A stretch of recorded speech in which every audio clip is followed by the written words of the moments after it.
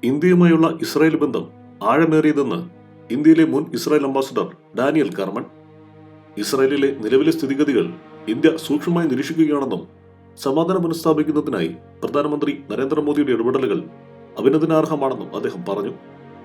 വാർത്താ ഏജൻസിയായ ANA-യോടായിരുന്നു ഡാനിയലിന്റെ പ്രതികരണം.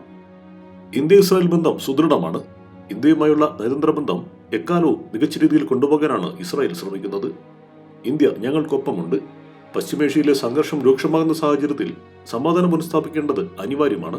ഇന്ത്യ സ്ഥിതിഗതികൾ നിരീക്ഷിച്ച് സംഘർഷം അവസാനിപ്പിക്കാനുള്ള ശ്രമങ്ങൾ നടത്തുന്നതിൽ സന്തോഷമുണ്ട്. വരും ദിവസങ്ങളിലും സ്ഥിതിഗതികൾ സൂക്ഷ്മമായി നിരീക്ഷിക്കുമെന്ന് ഞാൻ വിശ്വസിക്കുന്നു, ഡാനിയൽ കാർമൻ പറഞ്ഞു. ഗൾഫ് രാജ്യങ്ങളുമായും ഇന്ത്യ അടുത്ത ബന്ധം കാത്തുസൂക്ഷിക്കുന്നുണ്ട്. എന്നാൽ ഹൂതികൾ കടൽമാർഗം തടസ്സപ്പെടുത്തുന്നത് ഇന്ത്യക്കും ആശയുണ്ടാക്കുന്നതാണ്. ഇത്തരം സാഹചര്യങ്ങളും സൂക്ഷ്മമായി നിരീക്ഷിക്കേണ്ടതും വിലയിരുത്തേണ്ടതുമാണെന്നും അദ്ദേഹം വ്യക്തമാക്കി. ഇറാനിലെ ആക്രമണങ്ങൾ നേരിടാനുള്ള എല്ലാത്തരം നൂതന സാങ്കേതിക വിദ്യകളും ഇസ്രായേലിന്റെ പക്കലുണ്ടെന്നും അദ്ദേഹം വ്യക്തമാക്കി. അതേസമയം ഇറാൻ ഇസ്രായേൽ സംഘർഷം രൂക്ഷമായതിനു പിന്നാലെ പ്രതികരണവുമായി ഇന്ത്യ രംഗത്തെത്തി. പശ്ചിമേഷ്യയിലെ സുരക്ഷാ സ്ഥിതിഗതികൾ വഷളാകുന്നതിൽ കടുത്ത ഉത്കണ്ഠ അറിയിച്ച വിദേശകാര്യ മന്ത്രാലയം സാധാരണക്കാരുടെ സുരക്ഷ മുൻനിർത്തി ബന്ധപ്പെട്ടവർ സംയമനം പാലിക്കണമെന്നും ആവശ്യപ്പെട്ടു. പശ്ചിമേഷ്യയിലെ സുരക്ഷാ സ്ഥിതിഗതികൾ വഷളാകുന്നതിൽ ഞങ്ങൾ അത്യധികം ഉത്കണ്ഠാകുലരാണ്. ഞങ്ങൾക്ക് അത്യധികം ഉത്കണ്ഠയുണ്ട്.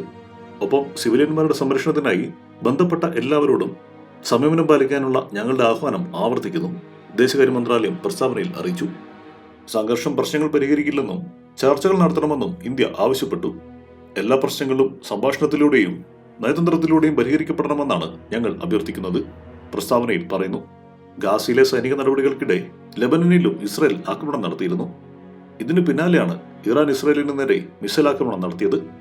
ഇറാൻ കൂടി ആക്രമണത്തിന് മുതിർന്നത് മേഖലയിൽ കടുത്ത ആശങ്കയ്ക്ക് ഇടയാക്കിയിട്ടുണ്ട്.